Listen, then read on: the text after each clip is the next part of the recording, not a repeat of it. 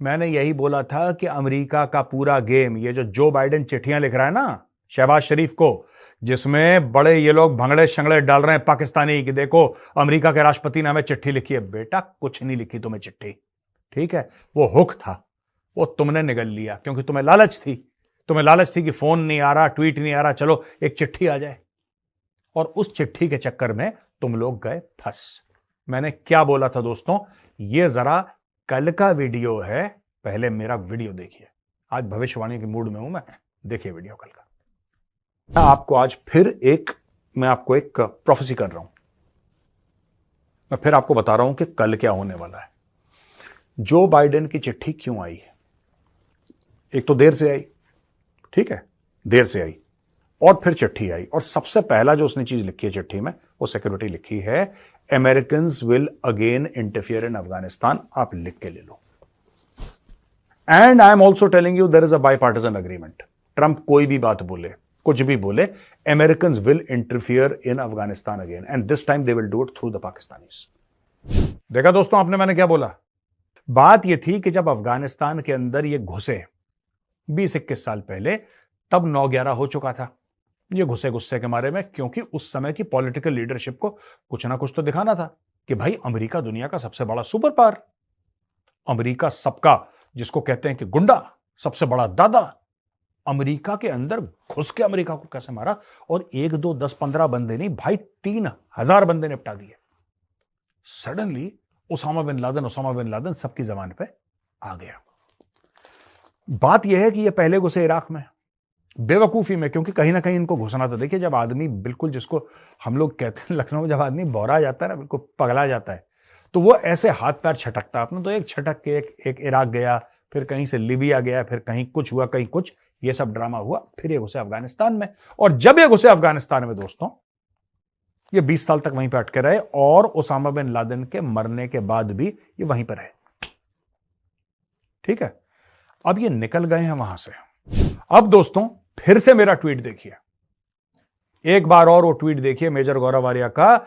ये 2022 सितंबर का ट्वीट है, यानी कि आज से करीब 1.5 साल पहले का ट्वीट, जिसमें मैंने साफ तौर पे लिखा है कि अमरीकी इनको बोलेंगे तुम अफगानिस्तान में अटैक। ये सामने आपका ट्वीट है।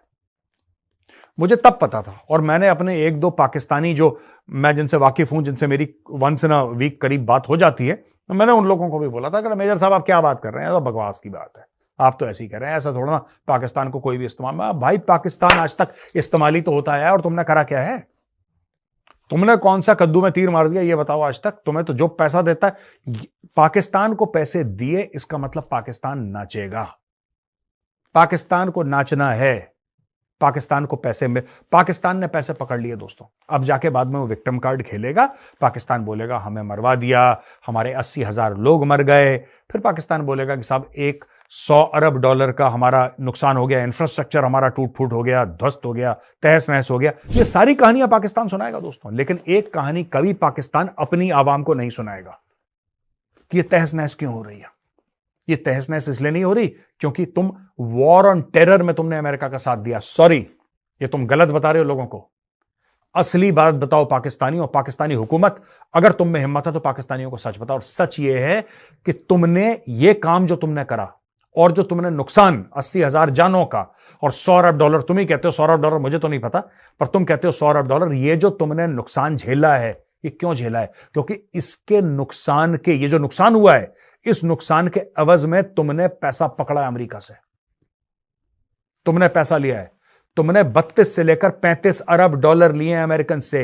इतने बड़े एवन फील्ड का फ्लैट ऐसे ही आ जाता है भाई, मुफ्त में मिल रहा है एवन फील्ड का फ्लैट। जो आपके उस जमाने में, तो ये यंग ब्रिगेडियर्स होंगे या कर्नल्स होंगे, जो भी होंगे, बाद में जो आर्मी चीफ बने यहां पे, ठीक है, अशफाक परवेज कियानी वगैरह, ये सब बाहर चले गए। कैसे चले गए बाहर? अब दोस्तों मैं बात करता हूं जनरल अशफाक परवेज कियानी की। अशफाक परवेज कियानी तब आर्मी चीफ था पाकिस्तान का जब ओसामा बिन लादेन को मारा गया था। उसके पहले अशफाक परवेज कियानी DGISI हुआ करता था। यार तुम लोग क्या बातें कर रहे हो, तुम्हें खुद नहीं पता? तुम गाना गा रहे हो, हमने ये नहीं करा, हमने ये करा। किसने खड़ा करा तालिबान? किसने अपने मदरसों में जो वहां पे बच्चे पढ़ते थे 11-12 साल के, उनके दिमाग में किसने जिहाद का जहर घोला? किसने बोला तुम जाओ? तुम क्या सोच रहे हो? तुम दीन की बड़ी खिदमत कर रहे थे? तुम इस्लाम का परचम लहरा रहे थे?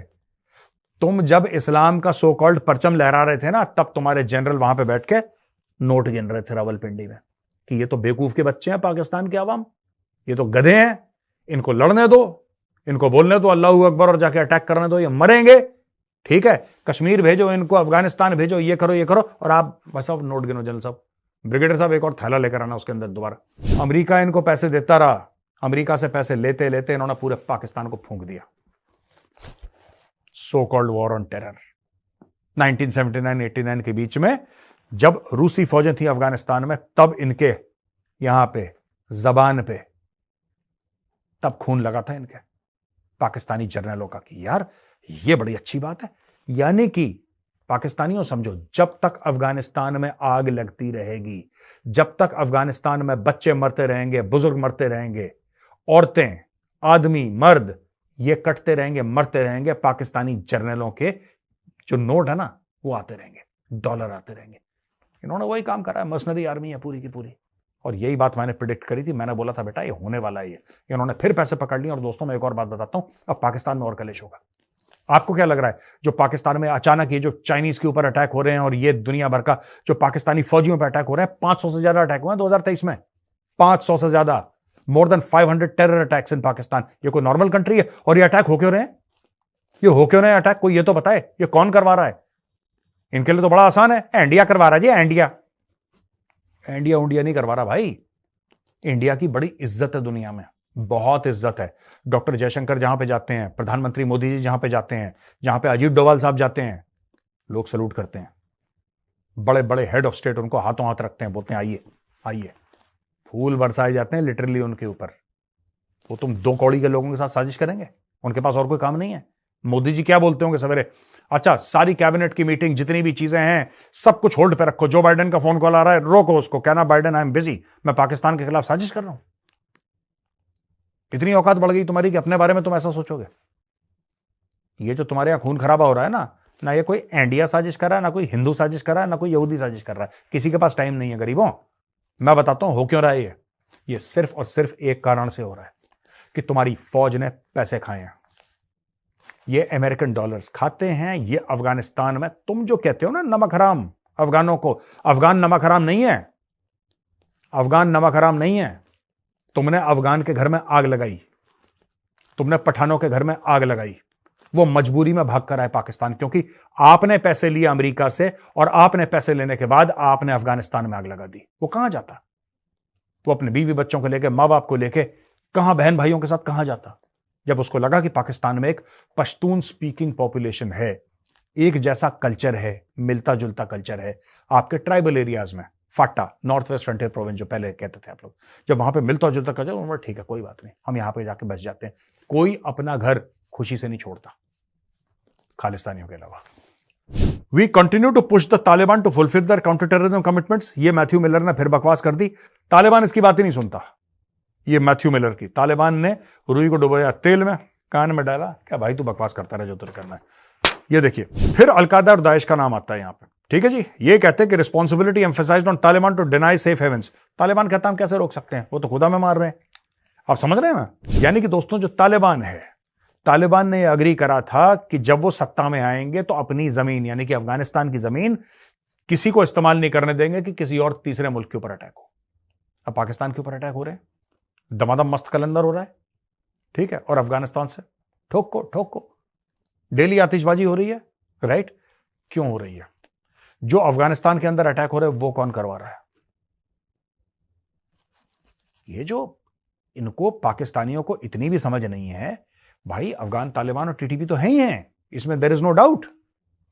लेकिन क्या अमेरिका को, आप खुद सोचो, क्या अमेरिका को टेंशन होता, अमेरिका को स्ट्रेस होता कि तहरीक तालिबान पाकिस्तान पाकिस्तानियों को जाके ठोक रहा है?